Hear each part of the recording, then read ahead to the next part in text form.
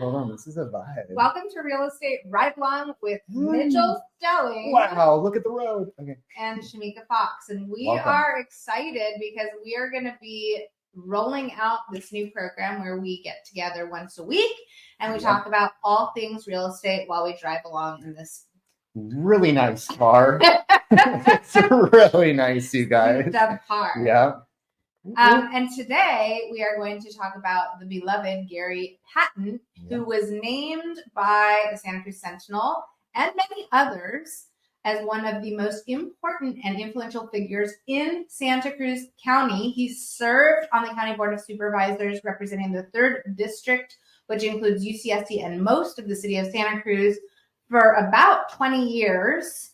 And one of the measures or ordinances that he implemented during his time as the Board of Supervisors was Measure J, which I've heard of that before. Yeah, if you're in real estate, most of us have heard about Measure J, which part of that ordinance applies to creating moderate and low income housing so that Santa Cruz, which is an expensive place to live, we all agree, 100% with you, can be more affordable for some people who maybe can't afford what the median moderate income, home price. Totally. Yeah. And this is all Gary's fault. And this is all Gary. This is all Gary Patton. And the other thing, which I was not aware of, I thought Measure J was just strictly the deed restrictive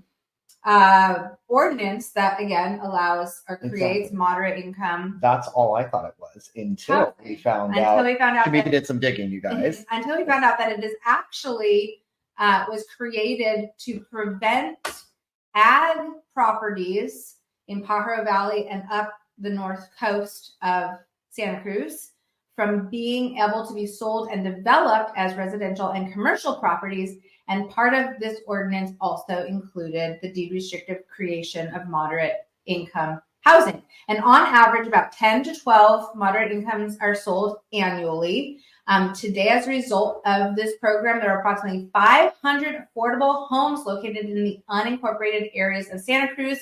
And there are new developments that are coming down the pike, which if you check out my new development, say that three times. I was like, what's the thing?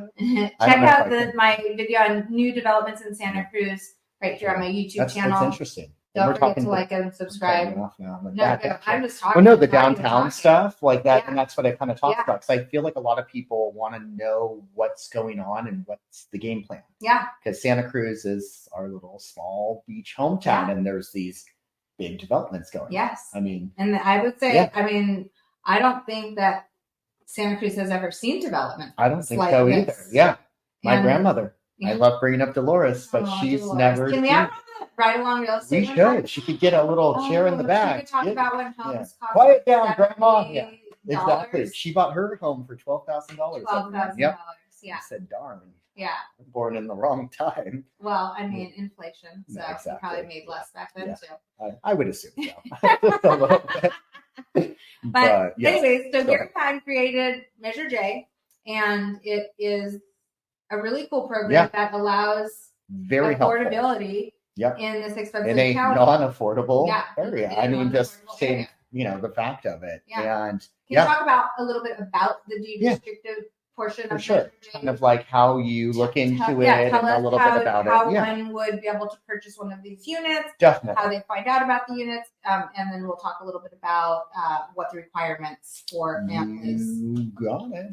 Coming right up. So what you would do for a Measure J home is, I like to start off, number one, find a real estate professional. Shamika is very good at what she does. I'm available. She is available. And, a lending professional that just knows what. You're so sweet. He's available. I'm available. I know. We're just not shouting out each other, and you guys. In more ways than one. Oh, wow. Is this a dating show? Jeez, I think so. I have to slow down the car. I'm not available. No, she's very taken. All right, going back to Measure J. So what you would do is consult with a professional. Generally, your real estate agent, like Shamika, would refer to a lender that is familiar with Measure J. Yep. You would begin the process just like any other conventional mortgage, Yep. like any other person trying to do that. And what that means is submitting an application, generally run credit, they look at assets, all the standard fun stuff. But then you are also going to be using a Measure J application. But before that's all submitted, the lender professional is going to be looking and seeing if you qualify, fall into that bucket where Measure J would be a fit for you, because there is qualify for the loan. Qualify for the loan, but also be in the income range that you can actually qualify for a Measure J home, because it's not for everyone. If you do make over that income, that's something. And it's different income levels based on number of people in your family. So if you're a single person, a couple, a family of 3, 4, then they have different income restriction brackets.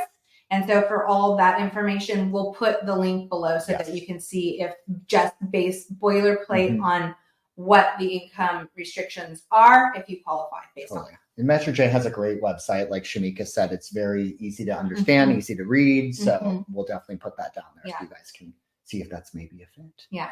But so you would do that part. And then once that is done, let's say your lender professional does inform you that you do qualify for Measure J.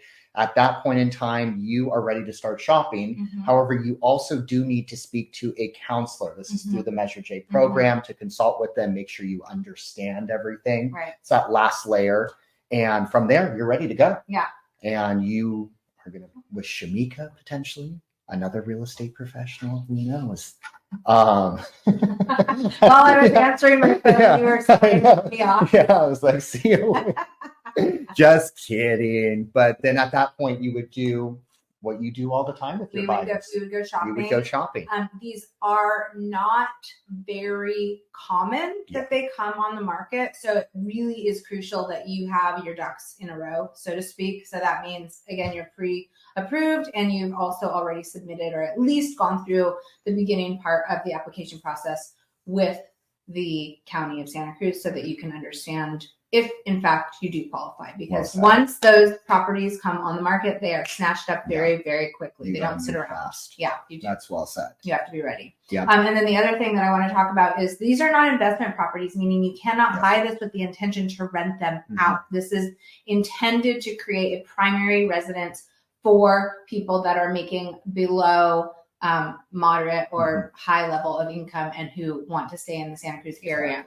So these are really designed so that we could keep our people housed. Exactly. In our beautiful community that we both love. Yeah. I mean, and so, to add on to that, don't screw around with Measure J. You can't, because you can get into big trouble if you do. No, you have to be, it's very, very specific that this is intended to be a primary residence only. They vet you out and make sure, it's a true thing, because there's a lot of families that need to take advantage of this and in the right manner. So. Let's talk about the deed restriction. What is a deed restriction? A deed restriction is going to be recorded on your title. Yep. And so this will carry through this property for perpetuity. So you can't, it's not like you buy it for a decreased value below market value and then sell it for the market value. Once you buy a deed restricted property, when you are ready to sell, there may be some appreciation, but it will not be set at the market level. There will always be that deed restriction so that, again, we can keep some properties and more opportunities for some affordable housing. And there's no timeline for that. Like there's some for example, like buying an investment property for a mortgage, and you, after a year, then you can kind of do whatever you want with it. This does not apply to anything Measure J. It's locked. That restriction is there for the life of it.